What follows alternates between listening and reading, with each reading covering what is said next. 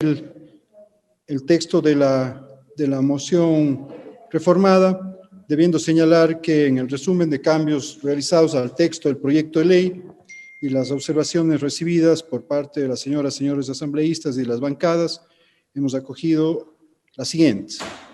Sobre la observación planteada por el asambleísta Rodrigo Collahuaso, de que se incorpore 2 párrafos al final del artículo 278 con el fin de sancionar como otro tipo de peculado cuando los administradores de las empresas públicas por su acción u omisión de manera deliberada generen reducción de ingresos, pérdidas económicas en comparación con el ejercicio económico sin justificación alguna de por medio, ocasionando de tal forma la reducción y por ende la pérdida de recursos estatales.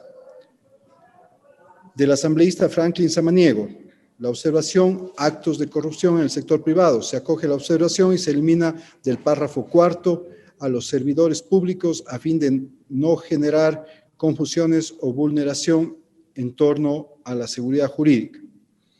Del asambleísta Helio Peña, observación, se incluye en la disposición reformatoria quinta, en el numeral 2, el plazo de 72 horas que consta en la disposición décima para contrataciones en emergencia o estado de excepción y de 15 días en periodos regulares. Del asambleísta Marcela Aguiñaga. A lo largo de todo el texto se acogió el eliminar las palabras que podrían haber dado paso a subjetividades como cualquier. Y se conceptualiza el beneficio al beneficio inmaterial.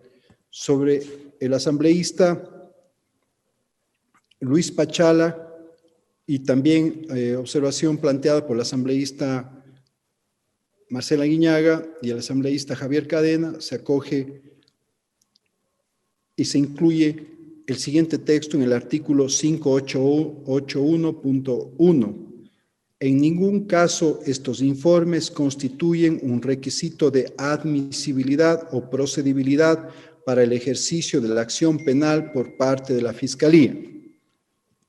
Del asambleísta Marcela Aguiñaga, se ajusta el artículo 45, número 7, referente a los atenuantes de la infracción penal con el fin de no generar confusiones o vulnerar el derecho a la seguridad jurídica, ya que el número 6 de este artículo establece ya como circunstancia atenuante el colaborar eficazmente con las autoridades en la investigación de la infracción. De esta forma se da claridad a la norma y su aplicación.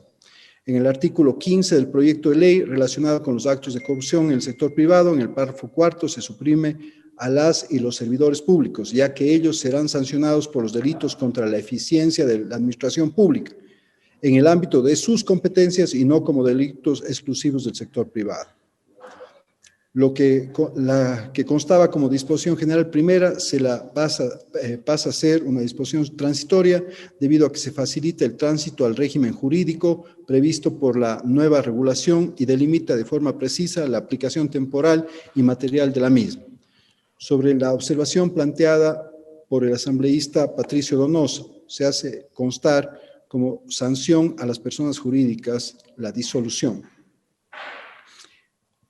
De la bancada Revolución Ciudadana, el artículo 320 en la descripción de la conducta abre un abanico de posibilidades muy amplio y con la altísima subjetividad es peligroso porque no define claramente cuál es la actividad ilícita que se está sancionando. No se comprende el alcance de deberes inherentes a su función. Se acoge y se suprime esta frase. Sobre el artículo 630 y los siguientes deben eliminarse por cuanto se desconoce los fines de la pena con base a la prevención general y especial positiva y su reforma deviene en inconstitucionalidad. Se acoge parcialmente y se elimina de la propuesta inicial a aquellos delitos sancionados con penas menor a 5 años por no infringir la regla general vigente en este artículo ni caer en inconstitucionalidad. En torno a la reforma del artículo 280, se establecen 2 penas por 2 circunstancias similares en el primero y séptimo párrafo cuando se refiere al beneficio para un tercero, con lo cual el séptimo párrafo es innecesario y debe eliminarse.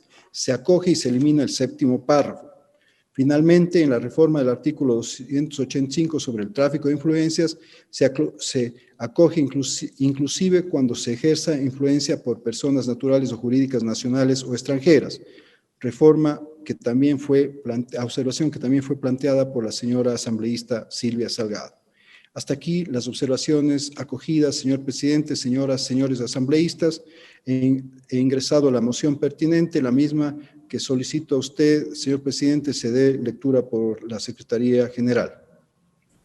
Concluye la argumentación del asambleísta José Serrano, quien detalló varias de las observaciones que han sido acogidas Gracias, en el señor texto asambleísta. final. Pregunto al señor secretario si este texto final de votación ha sido difundido a las curules electrónicas de las y los señores asambleístas, por favor, señor secretario. Señor presidente, ha sido debidamente difundida la moción presentada por el señor asambleísta José Serrano. La misma, cuyo contenido es el siguiente.